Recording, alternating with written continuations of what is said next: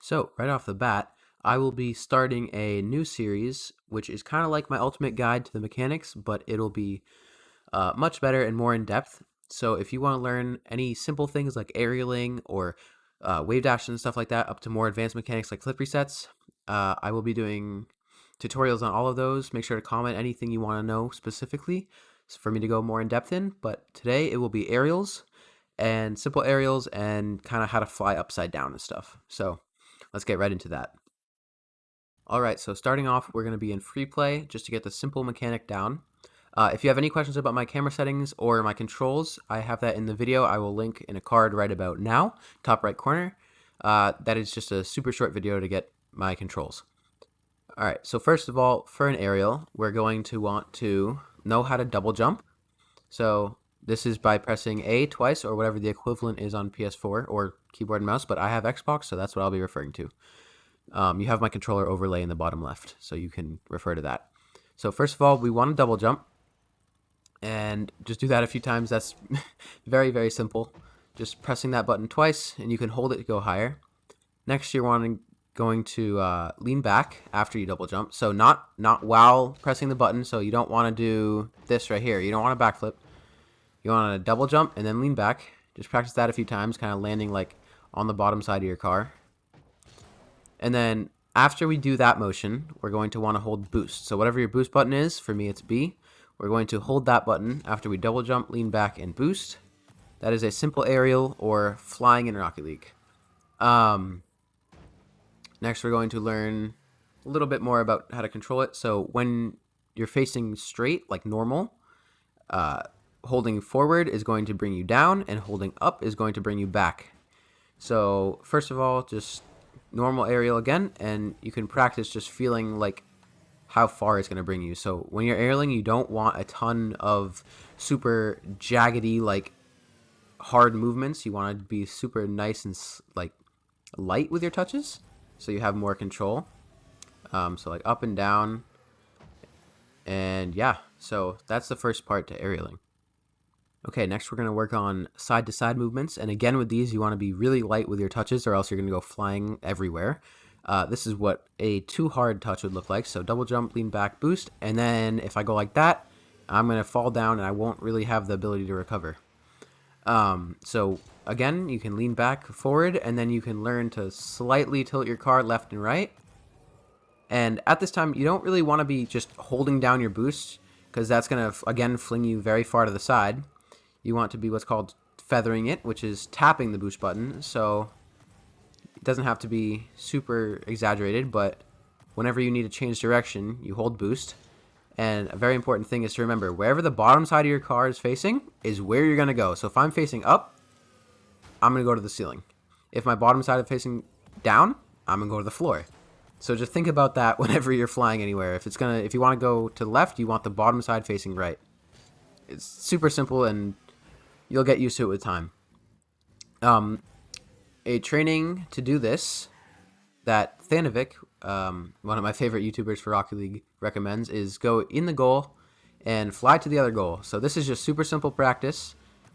And what you're going to want to do in this goal is land on the back and shoot out and just try to go to the side. The main point of this is to train aerials, so you don't want to just go super simple, not even touching the left stick at all. You want to try to make it challenging for yourself. So try to like throw yourself off course and go back in line with the goal and land in the back of the goal. Yeah, that's pretty much simple aerial with no air roll, nothing fancy, just left and right, up and down. So that's that. Next, we're going to move on to adding a little bit of air roll into it. Okay, to incorporate air rolls into your aerial, you're going to first want to make sure you have an air roll button. So I have a free air roll that can go either side while moving my stick. That is my left bumper. And I have a dedicated air roll to the left by holding my left stick.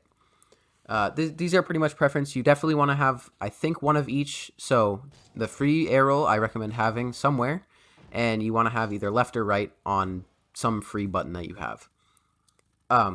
So that's simple air roll. Now, to get started training air rolls in your game, you're going to want to go from one net to the other, like I had showed before, in a normal aerial. So just straight up like normal. And right at the end, you want to hold your air roll button and try to turn to land smoothly in the top of the net. So I didn't do it there because I'm trying to make it as simple as possible, but you want to land in the net and just shoot out. So again, this is Phanteks training. I did not make this up, although it is pretty simple. But then after you start getting used to landing just upside down in the net, so normally like this, you can turn over earlier in aerial and try to land while upside down. A big thing to remember while you're upside down is your controls are going to be inverted. So normally, if I hold forward on my stick, I'm going to go downwards. And if I hold backwards on my stick, I'm going to go up or backwards. But now, when you're upside down, holding up is going to bring you backwards, or up. Holding forwards is going to bring you up. This is very confusing. Forwards is going to bring you backwards, and holding backwards on your stick while upside down will bring you down. That's very confusing, but controls are inverted from normal. Same thing with left and right. So if I want to go right, I'm going to hold left. If I want to go left, I'm going to hold right. So just start practicing that, turning upside down your aerial. You don't have to touch it much at first. You just want to try to go super simply into the net. Now, if it's super uncomfortable, that is normal, because when I was starting it, I would look like this. You just go straight to the ground. Just try your best to start a normal aerial, and then air roll just until you're upside down, and just, I don't even have to touch the left stick. Just do this, and you get there. Doesn't matter about landing at first. Then you want to slowly start trying to control your left stick. So like I'm touching it like a little bit to control my car, and again I'm feathering my boost so I don't just like have I don't have control if I just hold my boost because I go a little too fast. Again, you want to make sure the bottom of your car is facing where you want to go. So that's why when I boost, or when I don't boost, I guess, it's because the bottom of my car isn't where I want it. And that just comes with time, knowing where that is.